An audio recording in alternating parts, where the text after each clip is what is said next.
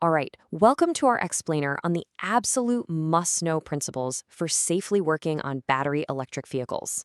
Look, this isn't just about grabbing a wrench anymore. It's about understanding and respecting a system that demands total precision. So let's break down the principles that are going to keep you safe.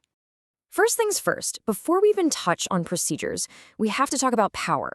We are not dealing with a familiar 12-volt system here, not even close.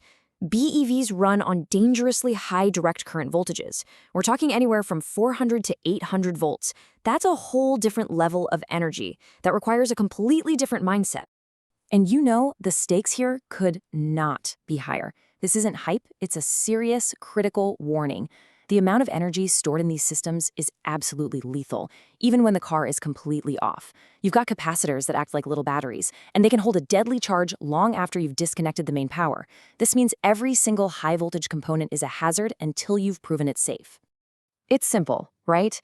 You can't work safely on something you don't understand.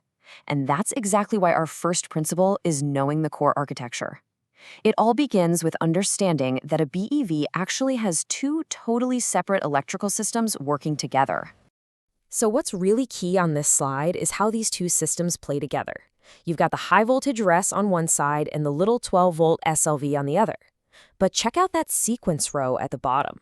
To depower the vehicle, you disconnect the 12-volt system first. Why? Well, that shuts down the vehicle's brain, so its control systems can't accidentally re-energize anything. If you get this sequence wrong, you could have high voltage sitting in circuits you think are perfectly safe. Okay, so now that we've got a handle on the systems, let's build on that. Knowing the layout is step one, but actually protecting yourself means following a set of rules and regulations that are completely non-negotiable. Let's be clear, this is not a list of friendly suggestions. This is the mandatory, absolute minimum gear you need before you even think about starting a depower procedure. Your gloves are your #1 defense. The mat isolates you from the ground, and taking off all your jewelry is vital because metal is a fantastic conductor for lethal amounts of electricity. And it's not just about what you wear, right? Your personal safety gear is backed up by a national standard. In Australia, that's AS5732. This isn't just some guidebook. It is the legal benchmark for what's considered safe practice. You have to know how to find this standard, understand it, and apply it to every single EV you work on. So you might be asking yourself, okay, how strict do I really have to be with these rules and standards? Is there, any wiggle room? The standard is crystal clear. Non-compliance is just not an option. If you ignore these procedures, you're not only creating a massive physical danger for yourself and for anyone who works on that car after you, but you're also opening up yourself and your employer to serious legal trouble. There is no gray area here, not. All right, we've got the architecture down, we know the rules. Let's walk through the exact step-by-step actions you need to take to make the vehicle safe. This is where all that knowledge gets put into life-saving practice. And this just lays it out perfectly. Each of these steps is done in this specific order for a very important safety reason. First, you put the 12-volt supply to shut down the car's brain. Second, you pull the high-voltage service plug to physically cut off the battery pack. And third, and this is arguably the most critical step, you must verify zero voltage. You can never, ever assume a circuit is safe. You have to prove it with the right calibrated equipment. Honestly, this might be the single most important detail in this entire process. Once that high voltage service plug is out, it does not leave your side.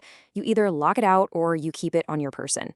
Why? Think about it. If someone else just walks by and pops that plug back in while you're working, the results would be fatal. It's that simple. Okay, so we've made the vehicle safe. Now let's talk about bringing it back online. Reinitializing, or putting everything back together, demands just as much care and precision as taking it apart. So is it just the reverse of taking it apart? That is a super common and, frankly, dangerous assumption. Believing that you just do the depower procedure backwards is a major misunderstanding of how these incredibly complex systems wake back up. See, reinitialization is an active process. You reconnect the high voltage first, then the 12-volt system. But you're not even close to done. You then have to plug in your diagnostic tools and make sure all those complex subsystems, things like the driver assistance systems and the battery management system, have woken up and recalibrated properly. If you return a car to a customer without doing this, its safety features might not work correctly, and that is a huge risk. So at the end of the day, this isn't about just memorizing a list of steps. It's about really, truly internalizing the principles, the why behind every single thing you do. Why you disconnect the 12-volt first, why you have to verify 0 volts, and why that service plug becomes your best friend.